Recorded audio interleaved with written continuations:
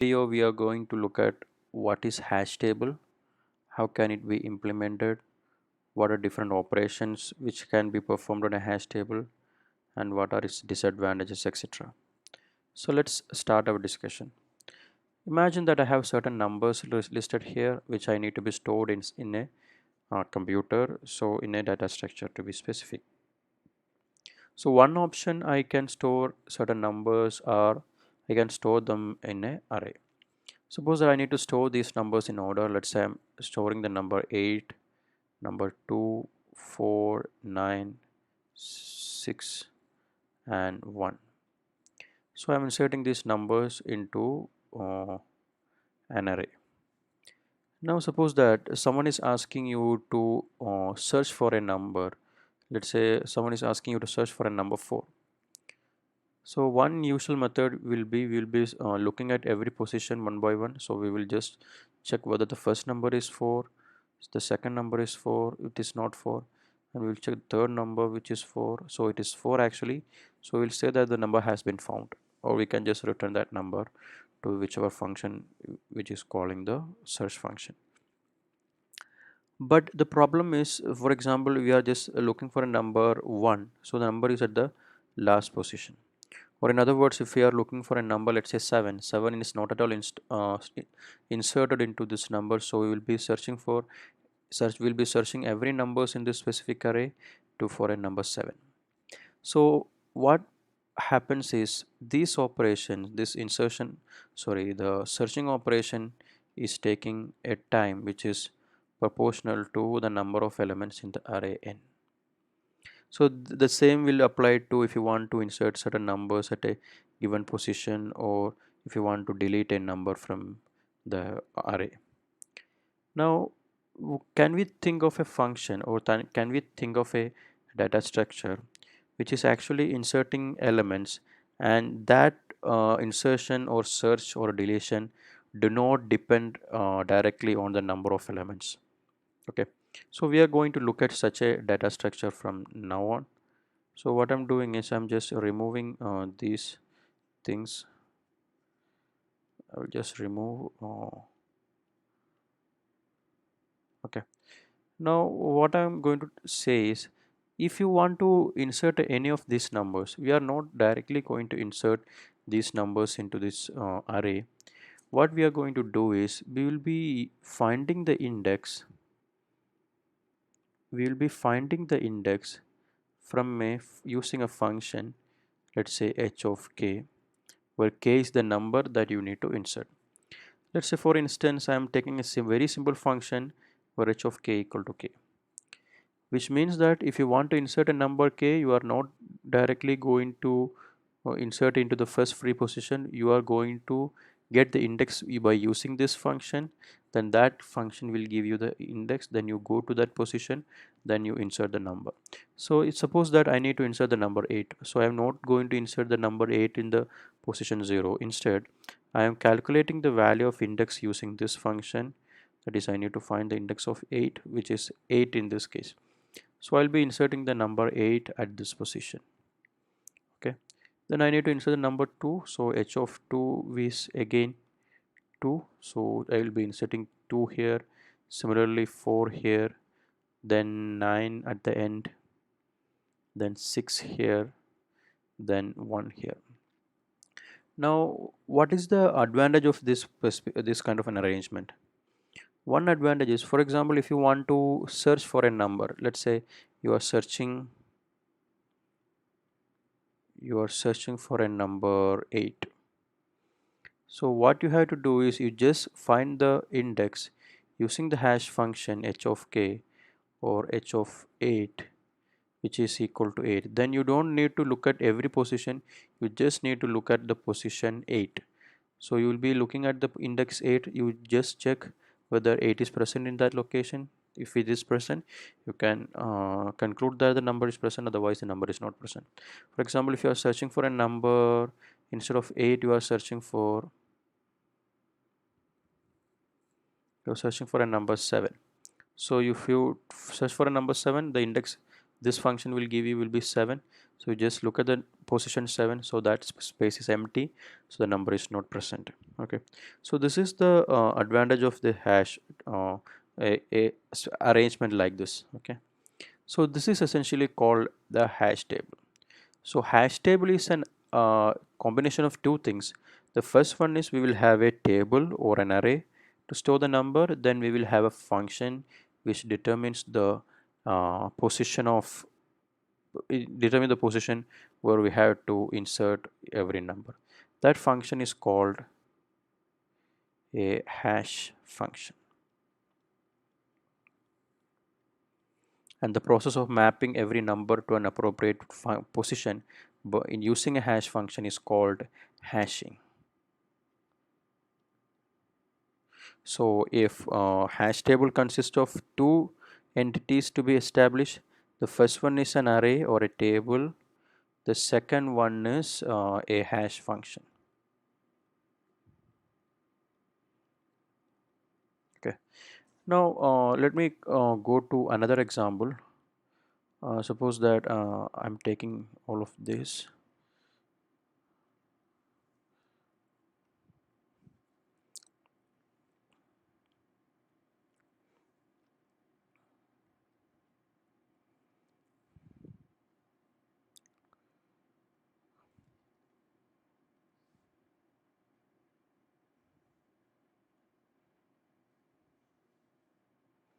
Sorry. Okay. Okay. Now suppose that let me delete the other values.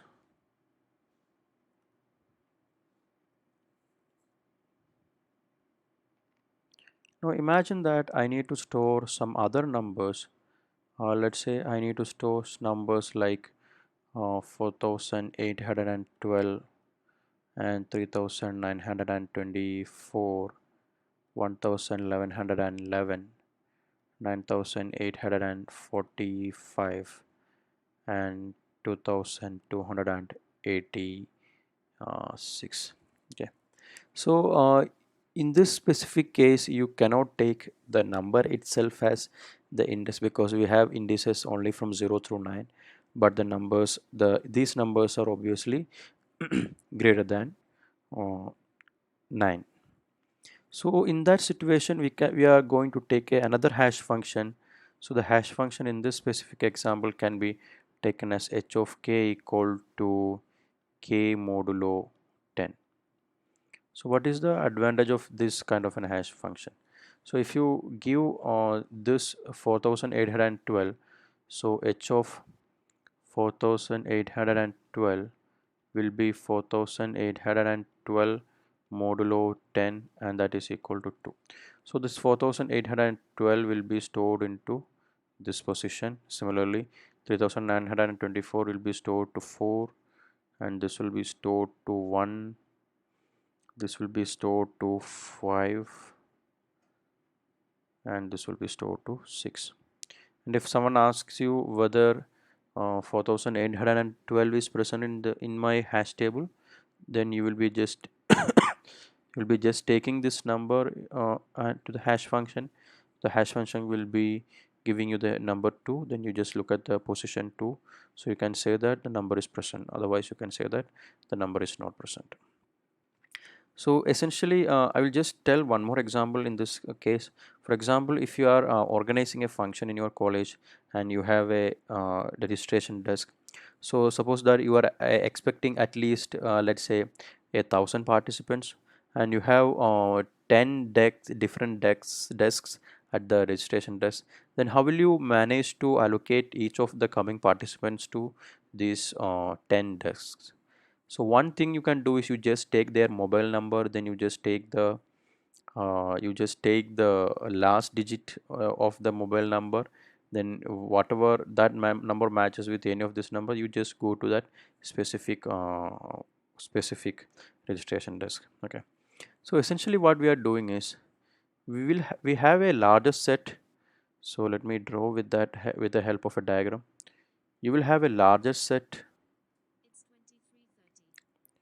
Okay, you will have a very large set, and in that you are storing certain values. Suppose that you are storing So in that you have certain values. I'm noting that values with the letter U, and in that larger set you are just concentrating only on a smaller set. So I'm actually concentrating on the a set K.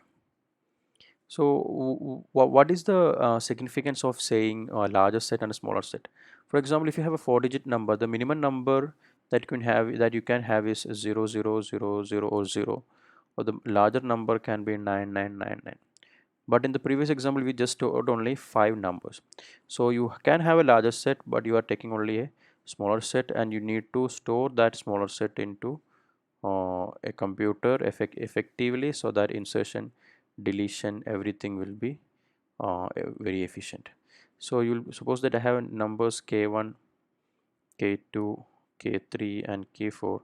Then you will be mapping this number to an appropriate position using the hash function. Okay, then you will be storing the number. But there is a obvious problem here. Okay, you might have thought that, for example, if I have a number, let's say 122, 481, 922 and 471 and 523. So you can say that if I am using a hash function with k modulo 10, then this, suppose that the indices are 0, 1, 2, 3, 4, then you will say that this 122 will go to the index 2, 481 will go to the index 1, and you have another number 922. Where will it go? So it has to go to the position 2, but the position 2 is already occupied. Similarly, 471 is the 471 will go to the position sorry, okay, let me draw this again. Okay, 471 will go to the position, okay, 471 will go to 1 again. So that is also already occupied. So which number we will store? So that's the problem. That is not that is a non-problem, and that we will think about it later. This problem is actually called hash collision. Okay, that is different numbers are mapping to the same location as a result of a given hash function. So this is called hash collision. We will see different methods by which we can reduce, or we can solve this problem of hash collision. Okay. By the way, we have to consider one more aspect here. Here I have given the hash function h of k modulo 10. So this 10 is usually the size of the hash table. So if this is 10, then I should have 10 different positions to store my values. So the last index in this particular hash table should be 9. So we will have 10 different locations. So this is 6, 7, sorry, 5, 6, 7, 8 and 9. So whatever number we are taking the modulus of, then whatever number we are using for taking the modulus, that much number of spaces should be there in the hash table. And we will see more about hash collision in the next videos. Thank you.